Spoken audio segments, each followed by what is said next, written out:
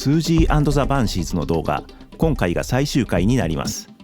前回の動画で1991年から92年にかけてアルバムスーパーステーションやロラパルーザへの参加などでアメリカで一定の成功を収めたというところまで話しました。今回はラストアルバムとなったザ・ラプチャーから解散、そして自分なりのまとめみたいなものを語っていけたらなと思います。1992年にシングル Face to Face とベスト版 Twice Upon a Time The Singles をリリースし、翌93年3月からニューアルバムの制作に入ります。メンバーはスージー・スーボーカル、スティーブン・セベリンベース、バッジードラム、マーティン・マカリックキーボードチェロ、ジョン・クラインギターで、前作前々作と同じでギタリストがコロコロ変わった80年代とは打って変わってメンバーは安定している感じです。ちなみにスージーとバッジーは1991年に結婚し、フランス南部のトゥールーズ近郊に居を構えたそうです。そのフランスのスージー宅にメンバーが集まり、93年3月から4月に曲作りがなされ、93年5月からフランスのスタジオでレコーディング。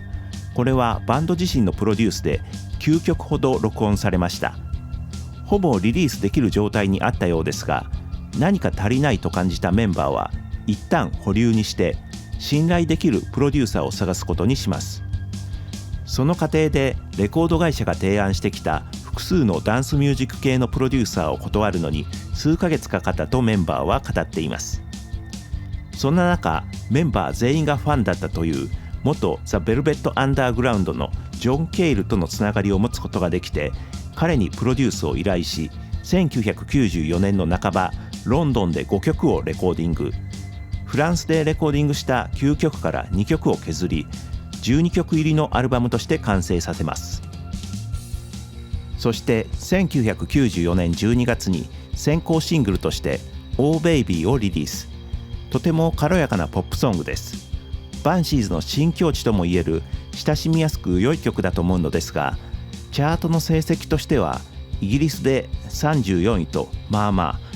あ、アメリカモダンロックチャート21位で、いわゆるナショナルチャートには入らなかったようです。で、1995年1月に11枚目のアルバム「ザ・ラプチャー」がリリースされます。1曲目「Oh Baby」、先ほども言いましたが先行シングルとなった曲で、自然で明るい感じの演奏、ブラシを使ったドラムパターンが特徴的で、メロディーも癖が少なく可愛らしい感じです。普通に結構好きなんですけど、80年代の尖った感じは全くなくなりましたね。2曲目「Tearing Apart」、緩急を繰り返すこちらもポップな曲。ゴリッとしたディストーションギターが前に出ていて、結構かっこいいです。冒頭の2曲はジョン・ケイルのプロデュースで録音されたもので、暗さがなくカラッとした印象ですね。3曲目「スターゲイザー」、アコギのリフが印象的なアップテンポの曲。後にシングルカットされました。疾走感があり、サイケポップ的な面もあって、個人的にアルバムの中で一番好きな曲かもしれません。4曲目「Fall from Grace」、穏やかでまったりした雰囲気のこの曲では、なんとスージーがドラムを叩き、ドラムのバッジーがギターを弾いているそうです。スージーはベルベット・アンダーグラウンドのモーリン・タッカーを意識してドラムを叩いたそうで、それをせっかくなのでジョン・ケイルにリミックスしてもらったそうです。5曲目「Not Forgotten」、こちらはトライバルなフロアタムの連打とノイジーなギター、沈み込むようなダークな曲調が80年代のバンシーズを彷彿とさせます。後期バンシーズで最もゴシックロックしている曲だと思います。6曲目「シック・チャイルド」、どこかオリエンタルな雰囲気が漂うスローな曲。この無国籍で怪しい感じも彼らならではって思います。歌詞はドラムのバッジーが書いていますね。7曲目「The Lonely One」、オーベイビーにも通じる可愛らしい感じのポップソングです。アコギのスライド奏法とアコーディオンの組み合わせが牧歌的な雰囲気を醸し出しています。この7曲目から9曲目が再びジョン・ケイルのプロデュースということになります。8曲目 Falling Down、 ちょっと変則的なリズムパターンの怪しげな感じの曲です。チェロとギターの絡みがかっこいいですね。9曲目 Forever、 ドリーミーで幻想的な雰囲気の曲です。浮遊してくるくると回転しているような感じ、歌詞も過ぎていった過去に思いを馳せるような内容でして、今回改めて聴き直していい曲だなって思いました。10曲目 The Rapture、 11分にも及ぶ長尺のタイトル曲、大きく分けて3部か、4部かになるパートに分かれた組曲のような構成になっていて、最初はドラムの入らないアンビエント的なゆったりとしたパート、そこから不穏な感じのストリングスのパート、ドラムが入ってきて躍動するパート、最後は悲しげなストリングスが加わって終わっていく。おそらく結成時には批判の対象だったプログレみたいになっちゃってますけど、とても引き込まれる感じで美しくて個人的にとても好きな曲です。11曲目 The Double Life、 ミディアムテンポのちょっと沈痛な雰囲気の曲。レコーディング中ミック・ロンソン、デビッド・ボーイのバックでギターを弾いていたことで有名な方ですが、彼の訃報があったということで、バンシーズは基本的にいわゆるギターソロを入れないんですが、この曲でスージーはジョン・クラインにミック・ロンソン風のギターを追加で録音するよう依頼したそうです。12曲目 Love Out Me、 ラストはアップテンポでハードな曲。80年代のバンシーズを思わせつつ90年代的にアップデートさせたかっこいい曲ですね。オーベイビーみたいに力の抜けたポップな曲もいいけど、やはりバンシーズらしいダークな曲を最後に持ってきたかという感じで、とてもいいですね。このアルバムのサウンドは前作から変わってほとんどシーケンスなどを使わないバンドサウンドになっています。後のインタビューでコンピューターを多用したスーパーステーションを振り返り、スージーはパフォーマンスの個性が失われた、スティーブン・セベリンは半分の曲ではうまくいったがバンドとしてのつながりは感じられないと言っています。そういったことからこのザ・ラプチャーでは初心に帰り、ほとんどの曲でライブ的なレコーディングが行われたようです。その結果80年代を彷彿とさせるようなゴス・ポストパンク系から万人受けしそうなポップソング、タイトル曲のような実験性の強いものまで幅広い音楽性を持ちつつ、とても自然で聴きやすい作品になったと思います。楽曲もアレンジも洗練されていて完成度が高いと感じます。個人的にも当時聴いていてとても良い作品だなと思いました。特に好きだったのは、意外とオーベイビーやスターゲイザーのようなポップな曲でした。しかしチャートの方はイギリスで33位、これはまずまずとしてもアメリカでは127位と明らかに振るわない結果でした。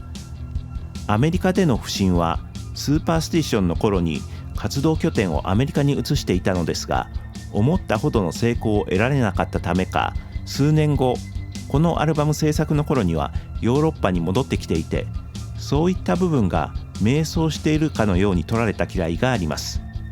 また本国イギリスではブリッドポップがブームになっていた時期で、バンシーズはそことはコミットしない過去のバンドというイメージになりつつあったと思います。そしてアルバムリリース直後からツアーが始まりますが、そこにギターのジョン・クラインの姿はなく、代わりにザ・サイケデリック・ファーズなどでギターを弾いていたノックス・チャンドラーが参加しました。ジョン・クラインの脱退について詳しいことはわからないのですが、どうも契約上の問題やマネージャーやレーベルと確執があったようです。1995年半ばまでイギリス、アメリカ、ヨーロッパでツアーを行いますが、1996年4月にバンシーズは解散することを発表します。確か当時セックスピストルズの再結成が話題となっており、スージーたちはピストルズの再結成を持ち上げてありがたがるような音楽業界の風潮に嫌気がさしたというようなことを解散の理由に挙げていたと思います。それだけを聞くとなんじゃそりゃと思いますが、当時のインタビュー記事などを読むと、レコード会社ポリドール側はレトロなバンド、つまりパンクからの生き残り、ゴスの創始者みたいな売り方をしたかったようですが、スージーたちは現役の創造性のあるバンドでありたかった。ポリドールとは何年も前から食い違いがあり、火種がくすぶっている状態であったようです。しかしそういったレコード会社側の要望を聞き入れなかったバンシーズはついに契約を切られてしまったようです。またスージーは後のインタビューで後期ピープショー以降のスティーブン・セベリンとの関係やその活動について悪化していった、火花が消えていったと表現しています。実際にはメンバー間の意見の不一致、バンドとしてのクリエイティビティやモチベーションの低下が解散の主な理由だったのではないかと自分は考えています。バンシーズ解散後、スージーとバッジーは以前からあったサイドプロジェクトザ・クリーチャーズをメインに活動していきますが、2007年頃2人の離婚に伴い事実上解散したようです。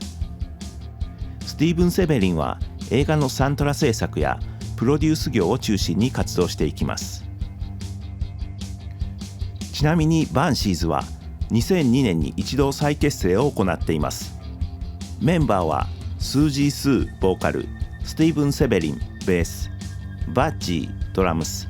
ノックス・チャンドラーギター。アメリカ・イギリスでツアーを行い、日本でもサマーソニックに出演しました。セックスピストルズの再結成などを強く批判していた彼らがこうした再結成を行うのは言ってることと違うんじゃないかと思う方も多かったんじゃないかとは思いますが、個人的にはファンだけどライブを見ることができていなかったので、見るチャンスができて素直に嬉しかったです。で、その夏のサマーソニック大阪で彼らのライブを体験することができました。セットリストはヒット曲を中心としながらも、ジグゾーフィーリングとかブードゥードーリーのような自分の好きなアルバム曲もやってくれてとても良かったです。そしてスージーの衣装やステージングが非常にかっこよくて、強いオーラ、カリスマ性を感じました。しかし歌の方は高い声が出なくなっていたようで、終始低くうなるような声、メロディーも崩し気味でちょっと残念な感じでした。なのでバンシーズを見れてすごく感激したのとともに、ちょっと複雑な気持ちにもなりましたけど、でも本当に見れてよかったなと思います。その時買ったツアー T シャツは思い出の品として大事にしています。この再結成が行われた2002年頃というのは、ポストパンクリバイバルのムーブメントが勃興し始めた頃で、インターポール、フランツ・フェルディナンドといったバンドが流れを作り、ジョイ・ディビジョンやギャング・オブ・フォー、トーキング・ヘッズ、ワイヤーといったバンドの再評価の声が大きくなっていったように思います。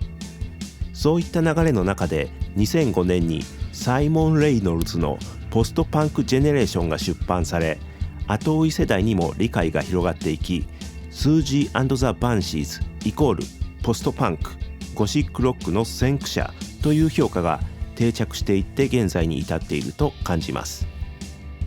なお、その後リリースされた CD でダウンサイドアップというのがあり、これはシングルの B 面曲を網羅した4枚組のボックスセットになっていて、2004年にリリースされました。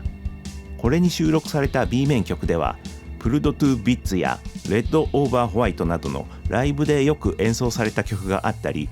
個人的に非常に好きなララバイのような美しい曲があったり、隠れた名曲と呼べるものがたくさんある一方、非常に実験的な曲も多く、バンシーズの先鋭的な部分がよくわかると思います。シングルの A 面曲だけを聴くと意外にポップな曲が多いんですが、ここでは活動後期までさまざまな表現を試していた初期と変わらぬポストパンク的な精神性を感じます。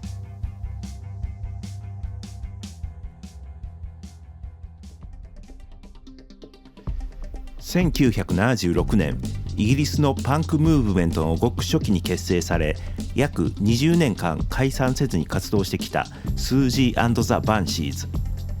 最初は流行りに乗って結成されたに過ぎなかったバンドですが、ポストパンクの旗手となり、ゴスというサブカルチャーの成立に大きな影響を与え、その後も常に自分たちをアップデートしつつ独自の音楽性を展開していったバンドでした。その出自を考えると、長年にわたり音楽シーンの第一線で活躍できたのは奇跡的とも思えます。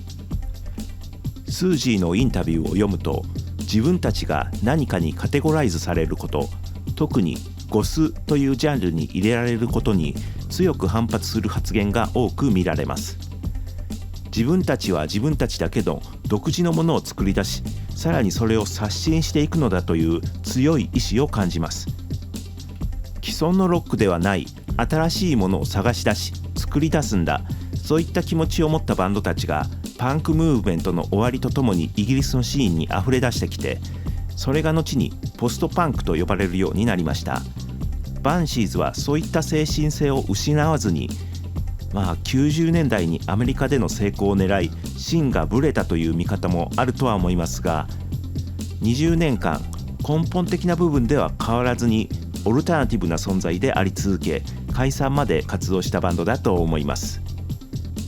かなり独特な美意識を持ったバンドで、表面的なサウンドもコロコロ変わるのでとっつきづらさはあると思いますが、なんとなく日本では過小評価されているんじゃないかな、しっかり紹介されることって少ないよなと思っていて、一念発起し紹介動画を作ってみました。自分が今まで見聞きしたこと、ネット上の海外の記事を読んだり、それらを自分なりに咀嚼してバンシーズを捉え直すみたいなことをしたんですけど、結構時間がかかっちゃいました。最後まで付き合って見てくださった方、本当にありがとうございました。次はもうちょっと気軽な感じの動画にしたいです。ではまた近々お会いしましょう。